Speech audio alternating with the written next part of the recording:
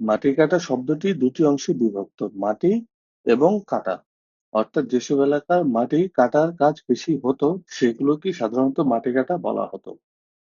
নামকরণের পেছনের গল্প। ঢাকার উত্তরাংশ, বিশেষ করে বারিধারা ক্যান্টনমেন্ট ও গুলশান সংলগ্ন মাটিকাটা এলাকার নামকরণের পেছনে ধারণা করা হয় এখানে একসময় ব্যাপকভাবে মাটি কাটার কাজ হতো, মূলত পুকুর, খাল বা বিল খননের জন্য কিংবা ইট ভাটার জন্য মাটি সংগ্রহের উদ্দেশ্যে এখানকার মাটি কাটা হতো।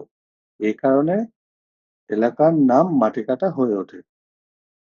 পুরোনো দিনে ঢাকা শহরে বিস্তৃতি কম ছিল এবং শহরের আশেপাশের অঞ্চলগুলোতে কৃষিকাজ, খাল, পুকুর খনন ও গৃহ নির্মাণের জন্য মাটি কাটার প্রয়োজন হতো।